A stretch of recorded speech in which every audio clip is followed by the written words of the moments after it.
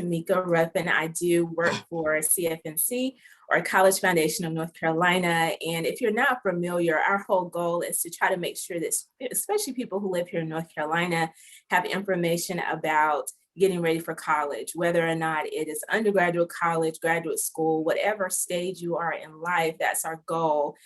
Is to try to help families get ready. And in particular, right now, we're working on a series called, this is our HBCU series. So we're doing a lot of topics kind of specifically geared towards students who are HBCUs, but of course, open to anyone who wants to get the information. This particular session is all about funding graduate school. And this topic means a lot to me.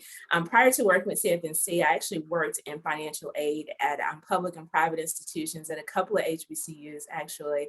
And it was always kind of interesting seeing students who came in with a lot of scholarship money. So there were those students who were prepared for the process and they had a lot of money to help pay for graduate school. And then there were those students who did not. And it wasn't because that necessarily they didn't want it. They just didn't know how do I do this any other way. And so this means a lot to me just to see that outcome and to be able to help students to do this.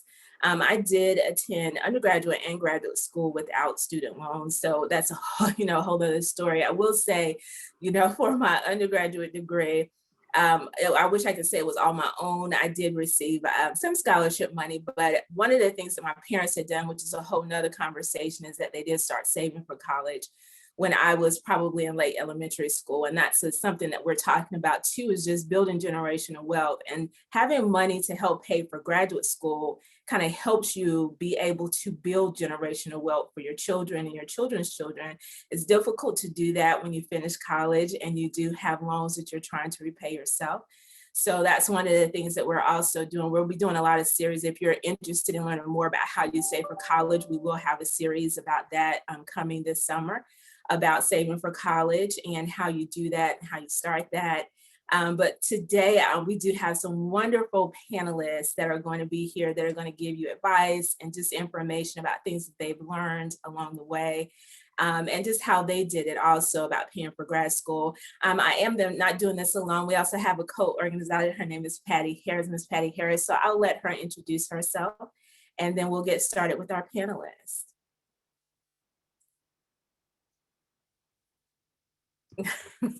The mute button gets me every time. Thank you, Tamika. I am Patty Harris. I'm the Access and Success Manager for Gear Up North Carolina. Similar in overall mission as CFNC, where we aim to assist and serve primarily underrepresented students here in North Carolina, federally funded. That is one of the pieces for us. That's a little different, but still in terms of assisting our students to navigate and be successful into post-secondary education. And so for me, I am going to be facilitating today's panel. I'm currently a graduate student myself, working on my PhD in higher ed, and know all about what it means to fund graduate school with loans. So hoping that we can impart information to everyone in the group to hopefully have a little bit different outcomes, whether it's to go to graduate school for the free, so that you can secure those future bags, and or making better decisions and making sure that we're not taking out exorbitant amounts of money to attend graduate school. So with that being said, I will hush my mouth. And what I will do is I will announce our panelists, allow them to briefly introduce themselves. And then I do have a few questions that will kick us off. But for any of our current students or guests, feel free to type your questions in the chat or unmute yourself. You are free to do that as well. But we will be monitoring the chat and we will definitely be taking your questions from there. So what I'll do is I'll start. I'm looking at names. So let's kick off where everyone is located on my screen with Dr. Alan Kendrick. I'll have you introduce yourself and then we'll just go from there. And we have 4 panelists with us today. Well, thank you and good afternoon. Let me take a point of privilege to thank Ms. Patty Harris, Ms. Tamika Ruffin, the CFNC organization and Gear Up North Carolina for their organization of this panel. I believe that when you are informed correctly, you can make decisions and choices about your future. For you who are in the room, who are going to be learning from the panelists today, I am a bit jealous because had Ms. Harris been doing these programs when I was coming along, I always say that I would have been dangerous. Not dangerous in the sense that a threat to society, but dangerous that I would have had the information to make some informed decisions about, how to pay for graduate school. So I look forward to participating today to give you the information and to give you the insight that I bring to the table as, my history at Duke spans 12 years in graduate education. Before that, I was at the University of North Carolina at Chapel Hill. And before that, my connection, actually straight out of graduate school, my first job, the folks that I consider that gave me my chance to spread my wings was an HBCU. St. Augustine's, then college, now university. So I am certainly connected to the HBCU, now working at Duke, and looking forward to sharing with you and the other panelists who bring a wealth of information today. Thank you so much. Awesome. Thank you, Dr. Kendrick. Next, we'll have Dr. Williams. Hello, everybody. I'm so glad to be here. And I will echo the words of Dr. Kendrick. Thank you for the invite. I'm definitely honored and privileged to be with you all today. So I am Marika Williams. I am an assistant professor at the University of North Carolina at Chapel Hill. So my journey has been long.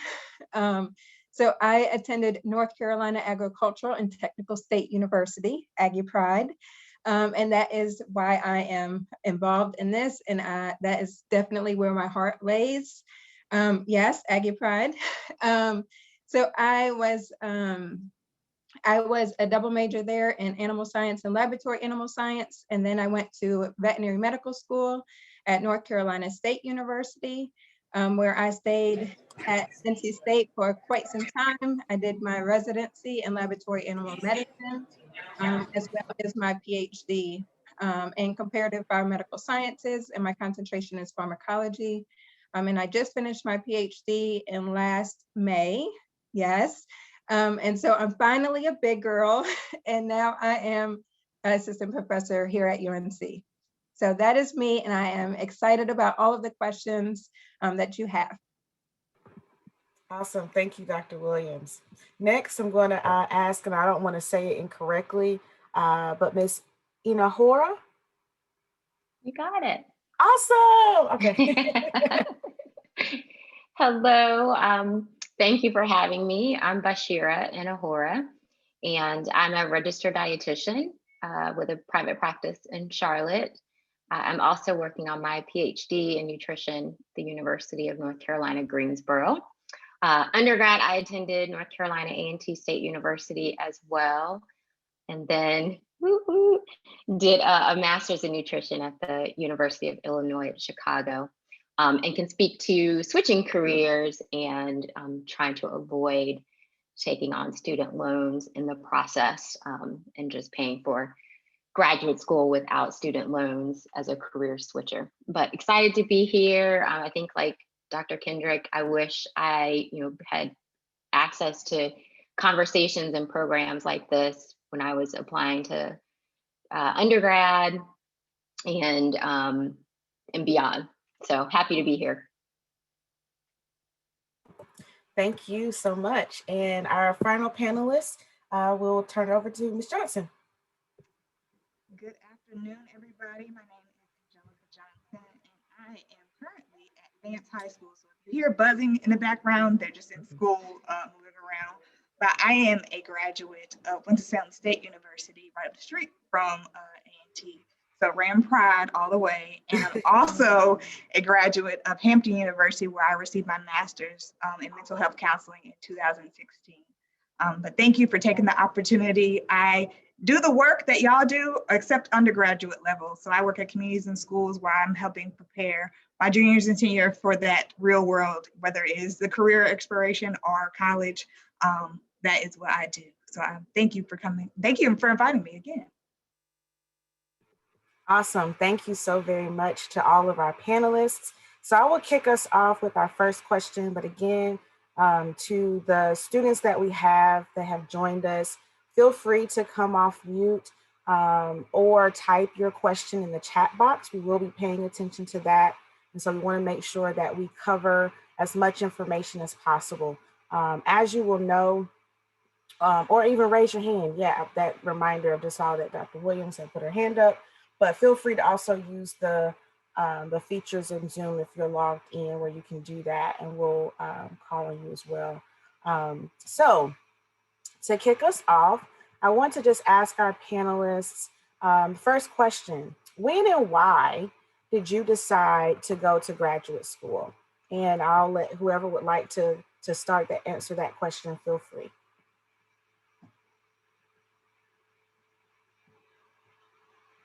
Now I can call on you too. So let's start with Ms. Johnson. If you can share with us, when and why did you decide to go to graduate school and select Hampton?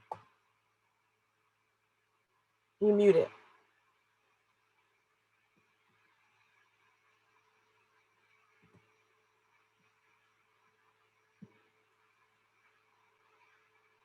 Oh, Tamika, we might. There we go. Can you hear me now? There we go. Okay, we're good. Yeah, not a problem.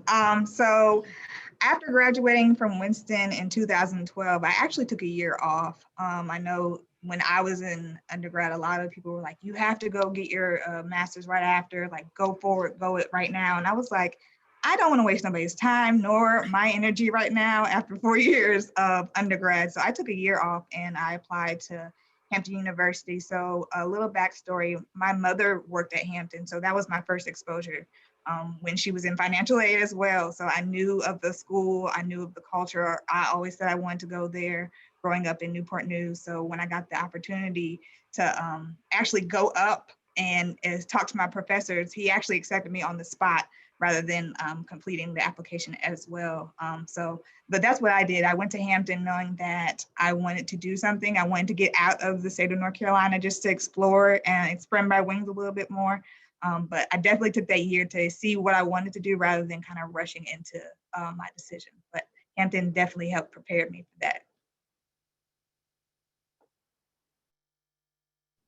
Yeah, I can go. So I always wanted to be a veterinarian. So veterinary school is a part of graduate school. So I knew like instinctively that I was going to go to vet school. So that was an easy peasy decision. And that happened very, very early on. Probably when I was in high school, I knew that's what I wanted to do.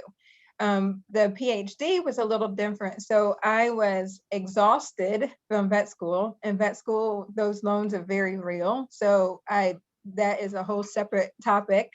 So if anyone is interested in vet school specifically, let me know. But when I was deciding between going to work as a veterinarian versus going to graduate school to get my PhD, I was very reluctant because I was definitely over school.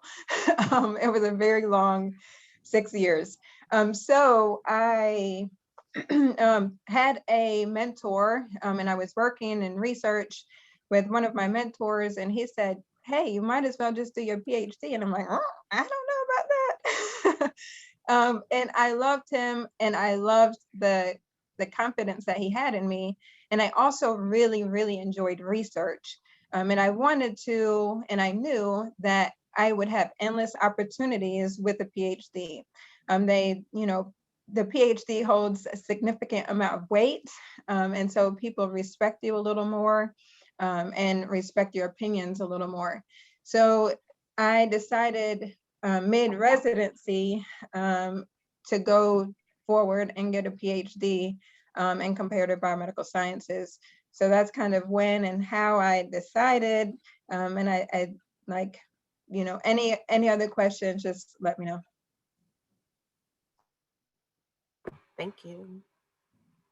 You have the fortune of having young women on the panel today. Now, I tell you this, as I finished college in the early 90s during the Clinton era, and we were just out of a recession. So, I had to make a decision. Was I going to go on to graduate school? I knew that that was always going to be an option for me, but was it immediate or was I going to wait?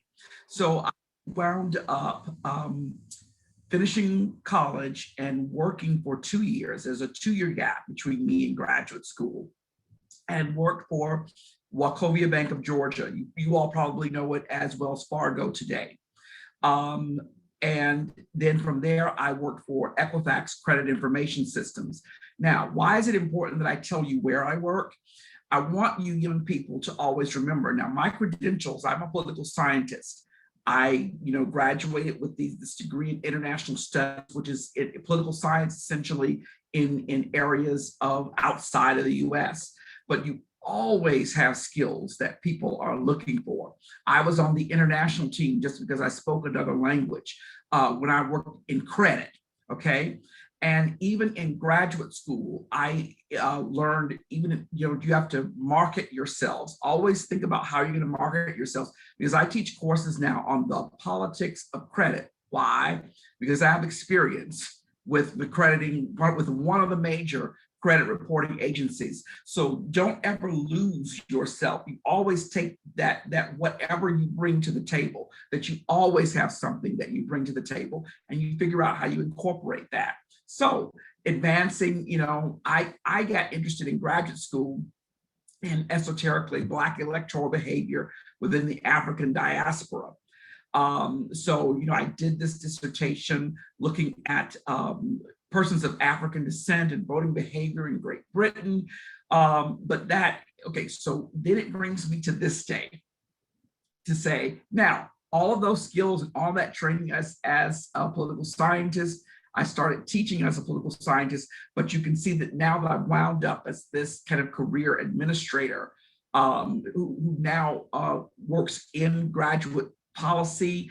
My charge at Duke is with research masters, the Master of Arts, the Master of Science, and the Doctor of Philosophy programs. One of the things that I think is important, especially in this conversation, is the when and why you decide to go to graduate school. Is students always ask me, what is that magic number? And you've heard, Dr. Williams say, well, that there was a gap, not quite as long as I had, but it is individual. And I like the word that Dr. Williams also used to talk about the word mentor. And I hope you begin to hear that a lot, because mentors, and I hope you will seek multiple mentors, because mentors in your life will do different things. Perhaps some of the folks on the panel today could serve as mentors down the road. But I think it's important to remember, if you're going to graduate school, what the plan is going to be. And it doesn't necessarily need to be immediate, but the fact that you're going to do it, when you're going to do it, how that's going to look, so on and so forth, is important. Thank you, Dr. Kendrick.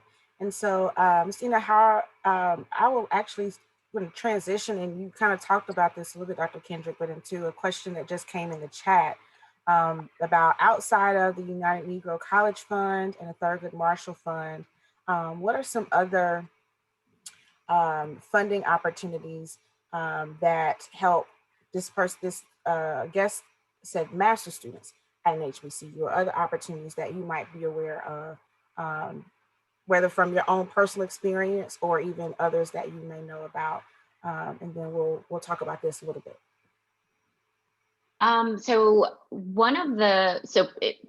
The PhD is a little different at most schools, in that typically, at least for most nutrition programs, you have to be faculty sponsored. So you come into the PhD program with funding from that faculty member and essentially from the university. So that's a little different.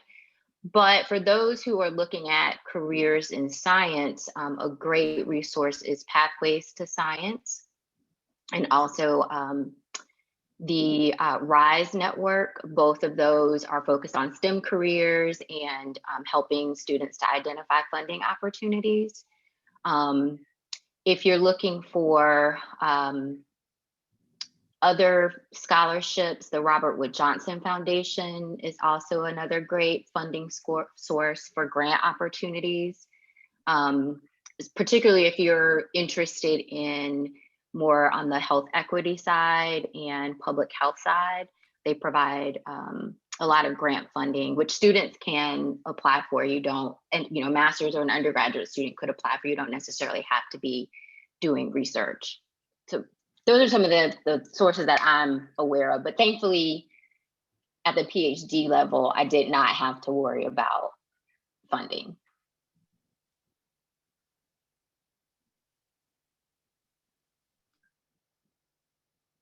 Oh, and you're on mute.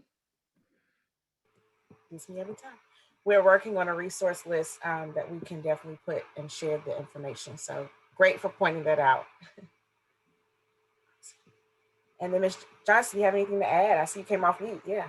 Yes, so I actually worked for Hampton when I was in undergrad. So I got a board, and a lot of times, a lot of people don't know the institution that you work for will pay for your credits. So with a graduate assistant at Hampton, it covered up to 9 credit hours, and I got a stipend as well. Because I was a graduate assistant living on campus, I didn't have to worry about housing or like food vouchers because they gave that to me as well. So that's a big chunk of money that you could think of. So I always tell people, there's no one way to do this. There's always a way, but that communication, like they said, always having that connection with people, meeting people, knowing those people and keeping them in your back pocket is going to be very important, because those connections help you get to where you need to be. And then always talking to your financial aid, even if you think undergrad, they're just for undergrad, they can help you a lot of times, your financial aid resources at your school. So yes. I definitely agree. Mentoring or networking is so important. So those mentors and professors of yours, talk to them, and they have, their wealth of knowledge. They have relationships with other colleagues at different universities typically, and they can definitely, be a means of communication and introduction to those people who do have funding. Another source, at least I not 100% sure on the master's level, but another source is like NSF, so National Science Foundation for STEM, or National Institute of Health for STEM as well. There's a lot of federal funding out there available, especially those diversity enhancement grants. Definitely, reach out, voice that you are a diverse candidate, and there's a lot of different opportunities out there. And use Google. Google has helped me a ton.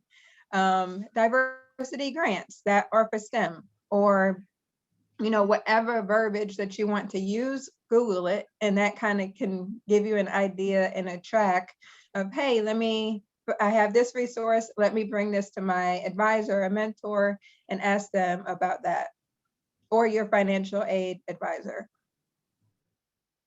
And Dr. Williams, can you briefly speak to SREB? I didn't hear you mention that. Well, more so once you get in, but can you briefly mention, and I see that you nodding your head too, Dr. Kendrick. Feel free to add on to after Dr. Williams.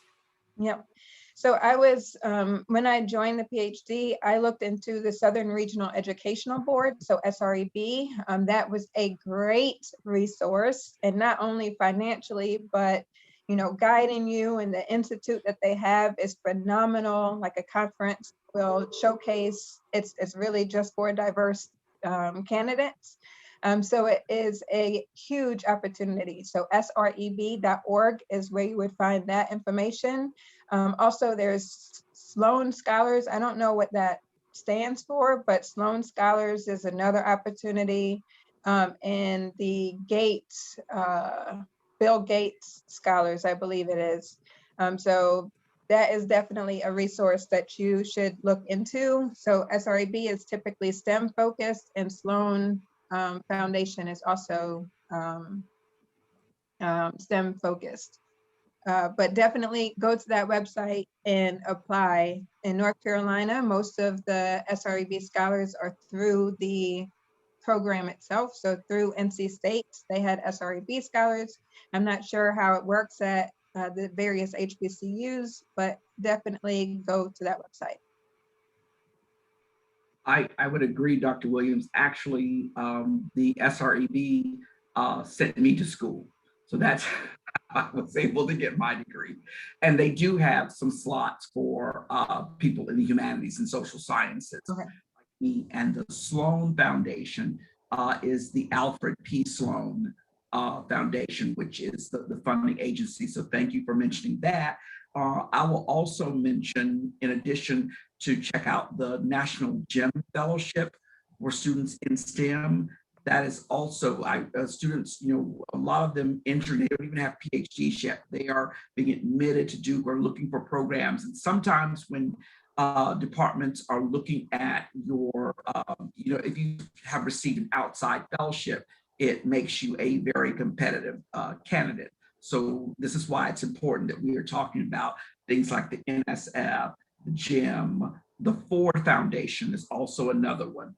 And I was writing, Ms. Ihora, I wrote down the Robert Wood Johnson Foundation because that one, I know of, but it just kind of eluded me. So it's nice to kind of refresh and write these things down again. So thank you. Absolutely. And that you mentioned mentorship and networking. I think, any student, talk to people at your university who are doing work that you're interested in, because that's a great way to build your resume and build credibility, either helping them with a particular study that they're working on, or just getting exposure to these types of programs and opportunities. So don't stay in your bubble. Make sure that you get out, you actually interact with your professors. Don't let the fact that, they're a professor at your university or teaching you intimidate you. Those are the people who, you need to make an effort to get to know and to try to get some level of understanding about the things that they're working on that you could potentially get involved with. And one last thing to add. So a lot of universities have intramural grants, and so those are something to look forward to. So if, for example, at A&T, I'm sure there is scholarships that are devised by people who are alumni that give a certain number of dollars, and those are available for graduate students, undergraduate students of various disciplines. So definitely, talk to your financial aid advisor and look at the websites. There's so many websites at these universities that are geared towards giving resources of these funding opportunities. And one of the things I was going to say, I'm glad she mentioned the financial aid office because it is important. One of the last institutions I worked at was at A&T, and I was kind of the scholarship coordinator when I was there. So I just wanted to kind of let you know that through all the colleges, there's going to be donors all the time that are donating money to the college or university. And the people within the financial aid office are going to be the first people that hear about those opportunities. So you want to make sure, I know the financial aid office is going to initially tell you that as a grad student, the only thing you're eligible for are going to be loans. That's what they're going to say, because really through the financial aid process, that is true. But there are other opportunities. So when you visit that financial aid office, ask them specifically about connecting you to whoever the scholarship person is for the department that you are thinking about majoring in, because those are going to be the people that work with the financial aid office to find students for scholarship programs at their institution. So I can't stress enough, the communication with the financial aid office is so important. Awesome. All right. I'm gonna go to a quick question here. For our panelists, how has the investment in graduate school, so taking that time to actually go to years and getting multiple degrees or still pursuing them, how has that investment paid off for you so far? And I'll kick us off with Ms. Johnson. My investment was good. Like somebody mentioned before, I can't remember who. My parents were definitely blessed enough that they saved money for me to go undergrad, so I didn't have to pay when I went to Winston. But grad school was all on me. Even though my parents were like, "We can still give you the money," I was like, "No, I want to learn how to do this." But it definitely helped me pay forward to understand that it takes work to get your degree. It does take time. There's a lot of nights where you're just like, I don't know if I could do this. I'm actually in between right now trying to figure out if I want to go for my PhD. I have a degree in mental health counseling. So a lot of times they tell you that you're stationary after your master's, but it's really not. It helps you a lot to make sure that you're more competitive out there, especially with the social work and mental health field. It's kind of new. So the more education you have under your belt, the better it is for you to get those leadership positions in any type of company. So yeah. And we had a quick a note for any advice or suggestions for students pursuing masters in social work. You just hinted at it, Angelica. Do you mind touching a little bit on that too? So from my understanding, social work, like I said, there are two different things, mental health counseling and social work. So just be mindful of that, because a lot of people like to collaborate them, and it's two different things. In this North Carolina, I know a lot of individuals that went to Johnson C. Smith, and Johnson C. Smith has a lot of money. And even though it's private, like I said, they have money that's there that probably never gets claimed. So making sure that you speak to your financial aid office and those teachers that do the social work institute there, because I'm pretty sure they could also help you with the different scholarships that they have out there, or different grants for master's level. Awesome. Thank you, thank you, thank you. I'm also going to put in the chat, we do have a program through the state for people who are interested in going into social work. So I'm going to put into the chat that the state of North Carolina will also provide money for students who are interested in going to graduate school in social work. You would have to go to a college or university in the state of North Carolina, but we do have a program that I'll put a link to in the chat for you to find out for if you're interested in that. The application is closed for the fall, but it will reopen again in December. So you will have the opportunity to apply for the next school year if you are thinking about that, but I'll put that link in the chat.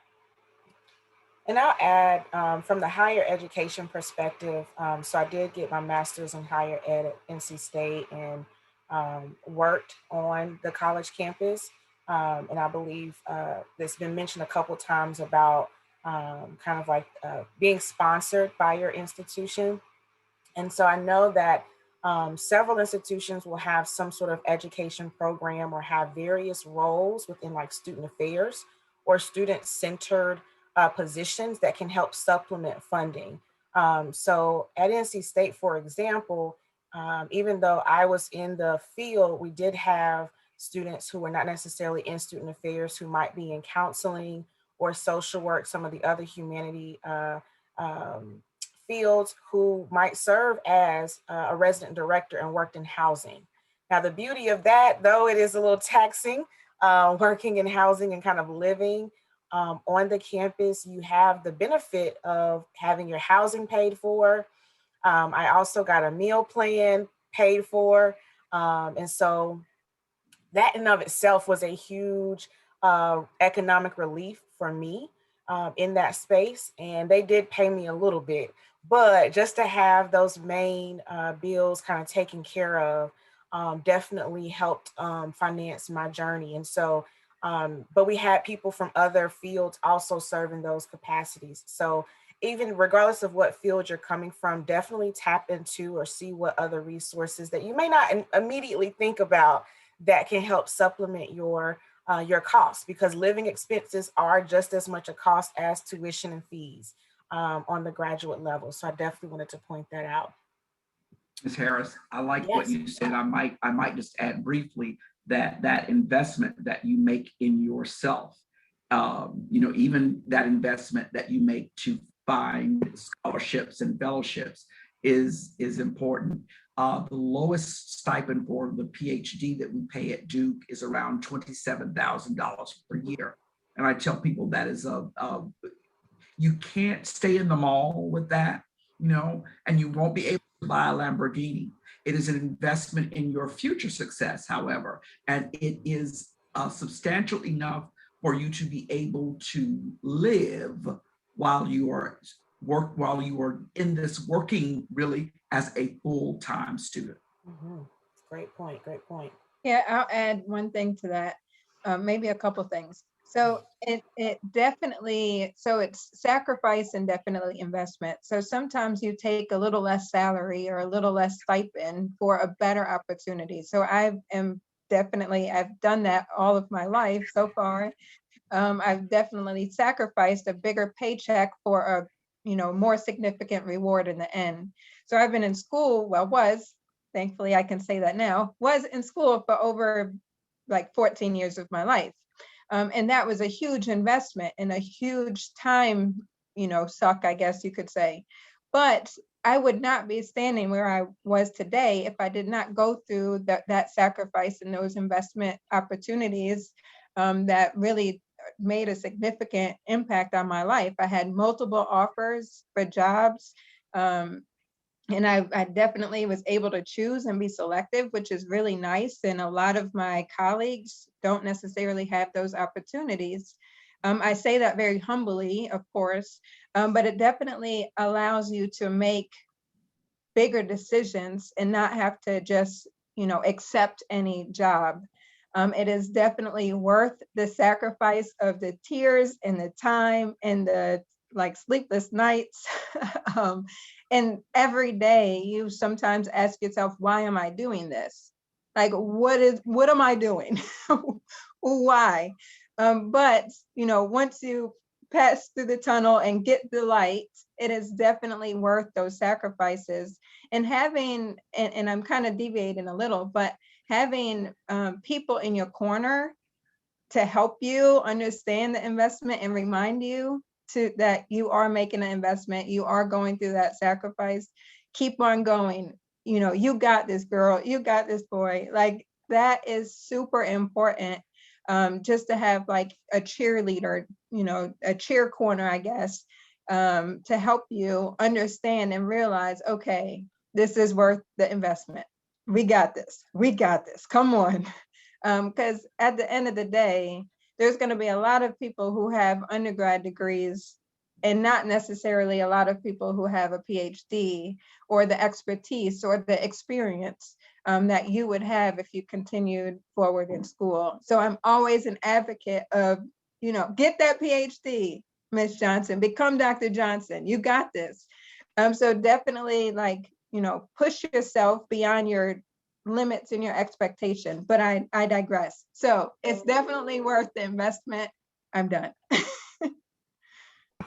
And Ms. Ihora, can you speak to, there was something that came across in the chat about, we know that graduate school, you can kind of take two paths. You can kind of go to graduate school for practice. So Dr. Williams mentioned she could have stopped and became a practicing veterinarian, or you can add on to your program, do additional research. Can you talk about how one might build the case to do research during their graduate program, and how that might push them to even the PhD level?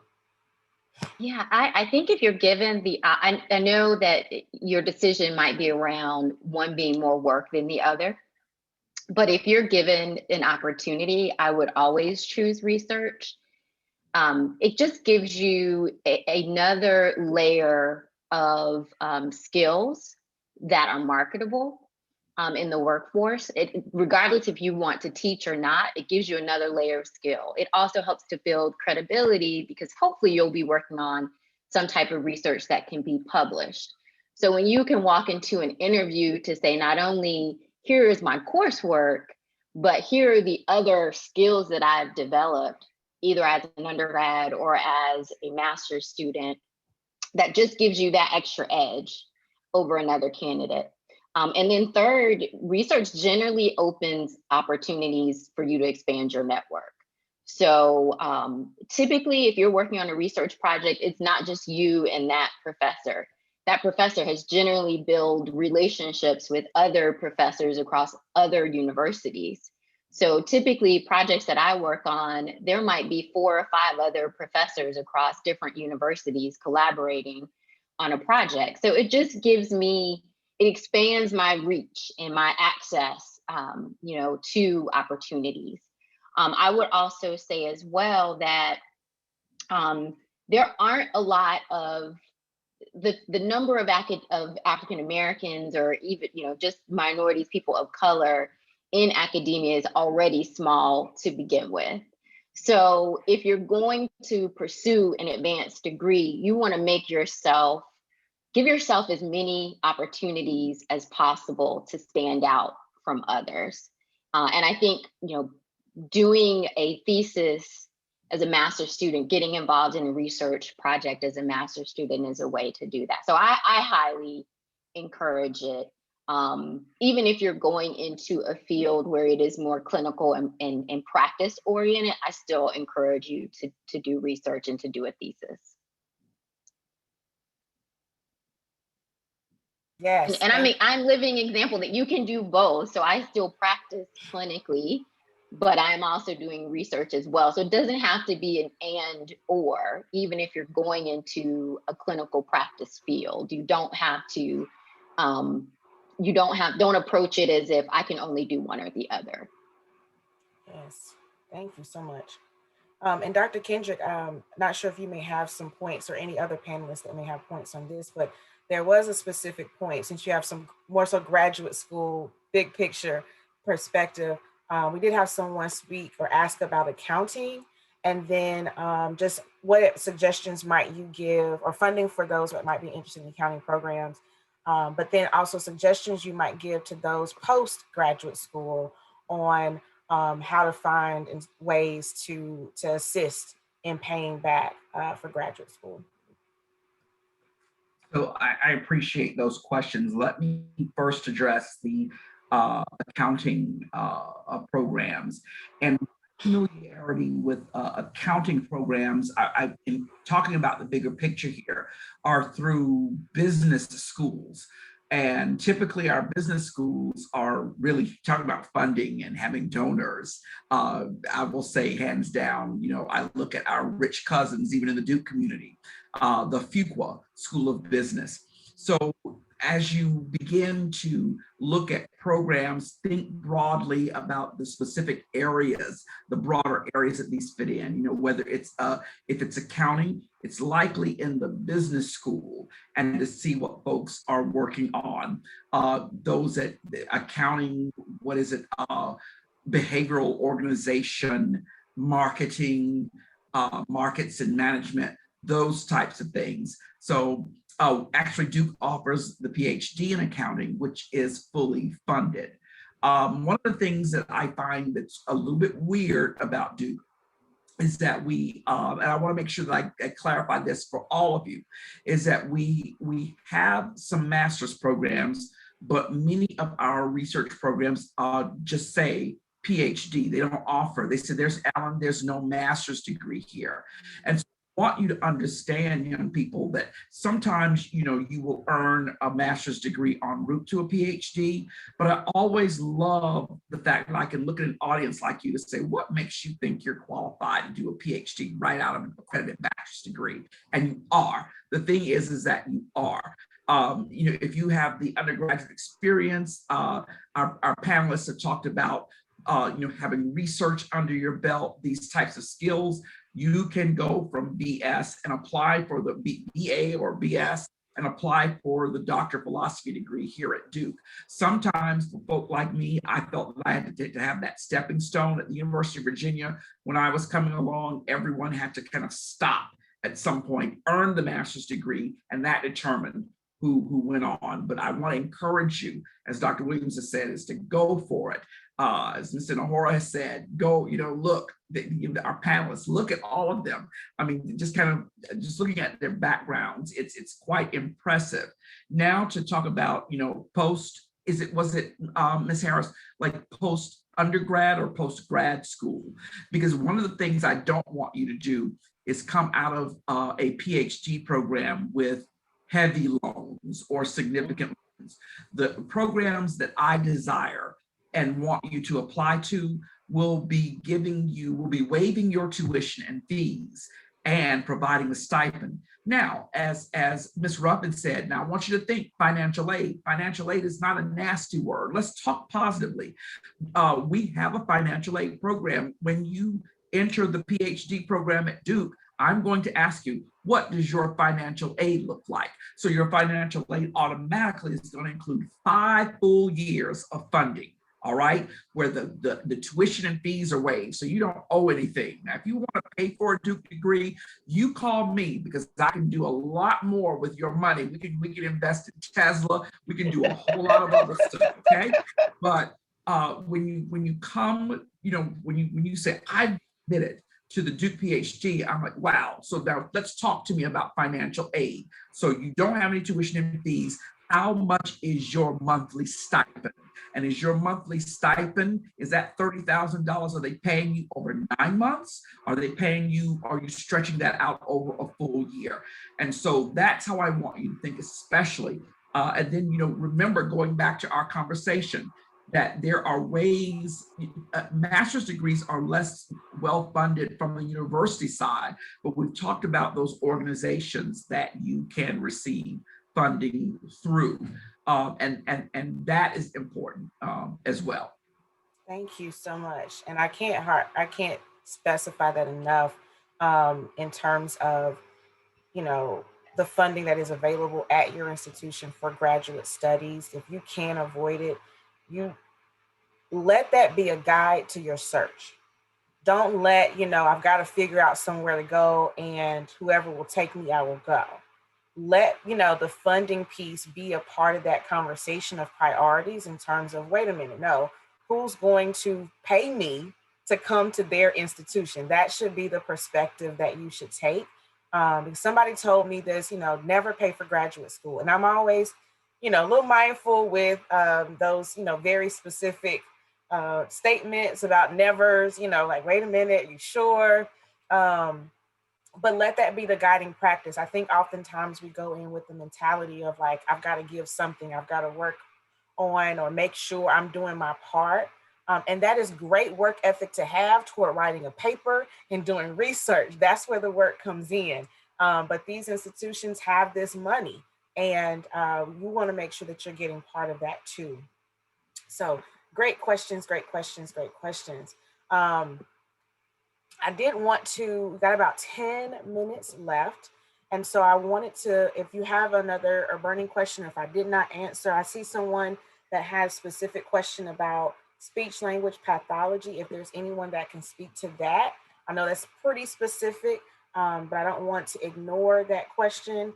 But definitely, I just encourage, usually sometimes, or let me ask the panelists there, or Dr. Kendrick or anyone else that may have any insight into that before I try and answer anything.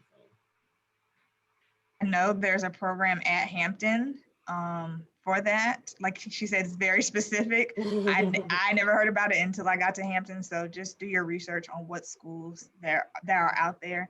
And I also will say, because I had a conversation with my students, I don't want people to think that just because you have to go to a HBCU that you had to also go to a PWI.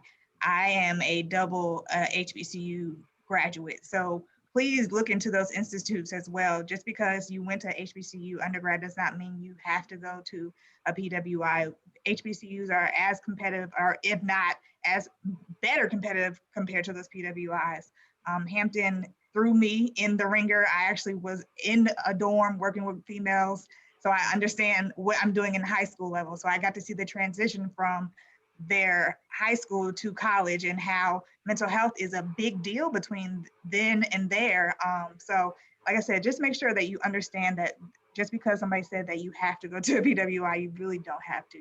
HBCUs are very competitive as well. So yes. Yes. And I would encourage you, even regardless of what your specific field is, to begin thinking critically about what that means when you are applying and what you plan to get out of it. So whether it's speech pathology, whether it's vet school or nutrition, oftentimes these programs are asking, well, what do you plan to do with that interest? Whether that's giving back to your own community or you have a personal story that connects you to that. Because a lot of times that will allow you to maximize your funding opportunities. As Dr. Kendrick mentioned earlier about his background, he worked for Equifax and how he was able to use that to continue to broadcast his skill set. So definitely when you're thinking about funding, that can also help you to broaden your reach. I know with a lot of the NSF and NIH grants, they're looking for how are we pushing our interests and our abilities into diverse in low resourced areas. And so if you have that background or interest, ping into that, use and tap into those stories to get funding. So with about 5 or so minutes left, because I want to be respectful of all of our times, because you guys have graced us with your time during the lunch hour, I want to give our panelists an opportunity to share just one bit of final advice, whether it's what you would do differently from your experience, or just any last encouragement or suggestions that you would give to our students and guests on the panel about funding graduate school.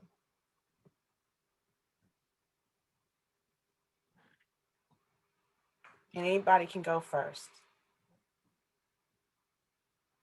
I guess I'll start here to again say that I truly, my desire is that you got something, and I'm sure you did, you know, if not from me, I know from the other panelists out of this conversation that we've had today. One of the things I want to encourage you to do that I say, well, where did I make mistakes that I wouldn't want you to repeat? And I would want you, first of all, as you consider graduate school or considering your next steps, as you make applications, please apply broadly, okay? I want you to leave no stone unturned, okay? Is there a magic number to say where my grandmother used to have a saying, don't throw your eggs into one basket. Well, what does that mean? It means that you want to certainly have choices. So, well, I understand that, and this leads into my next point, and I'm done, is that as you apply, there's not a magic number, but I would be disappointed if you apply to just one graduate school. Okay?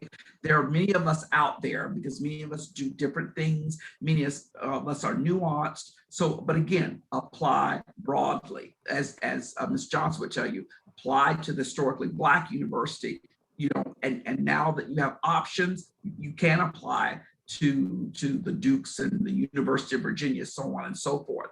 And as you are applying, ask someone like me, do you all give application fee waivers? Mm-hmm.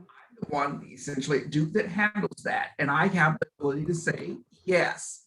Now, we've all heard the word no, so you won't get upset. You'll just know, being informed, you'll make choices. But again, apply broadly, ask about application fee waivers. Thank you. Thank you, Dr. Kendrick.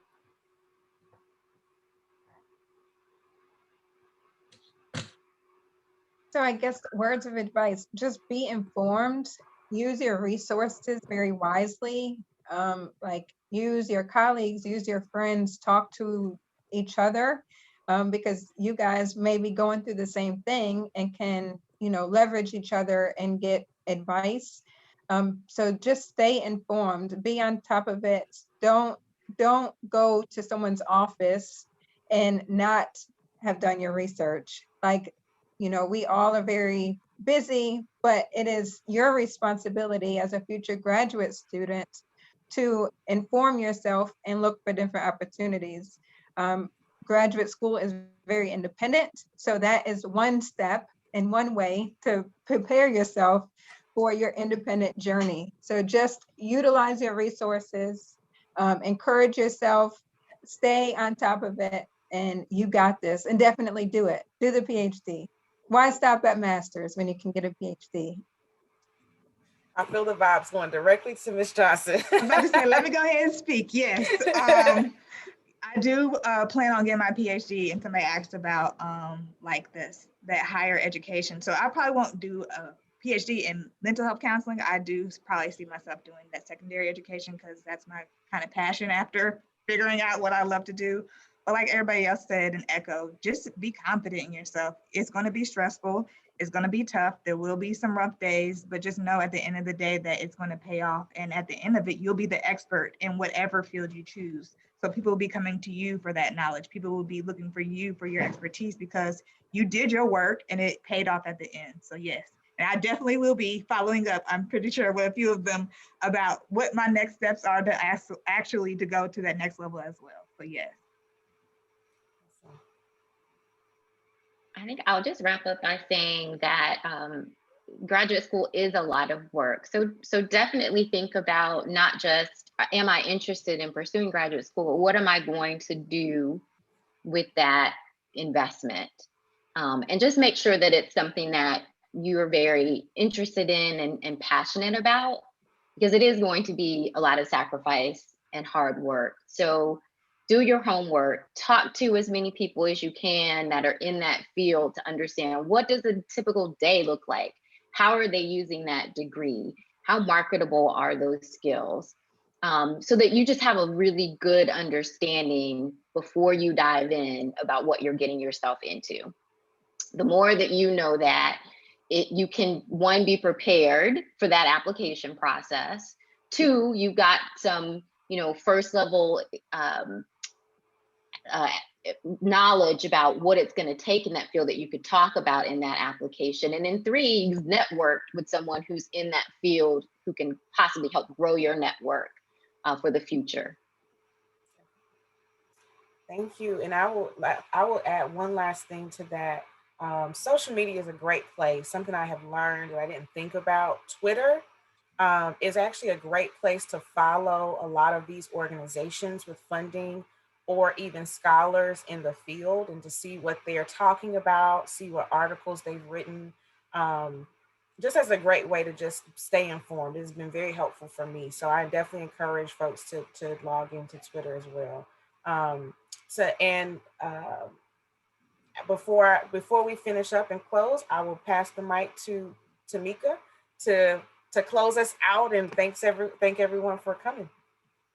Yeah, thank you guys so much for joining today. Hopefully you learned some nuggets that will either encourage you or help you to keep going. One of the things I kept hearing also was just take your time in doing research when it comes to grad school. I think that was a common theme when it came to this. So to make sure that you can get it funded, so be sure that you're doing your research. Don't just jump into it. If it takes you a 6-month break between your last degree and this one, that's okay.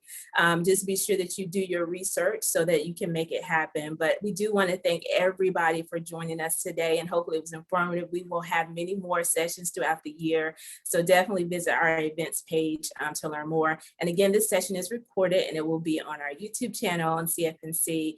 So it will be under our HBCU series. So definitely share with your friends who were not able to join today. But we do want to thank you guys so much for joining, and I hope you have a great afternoon.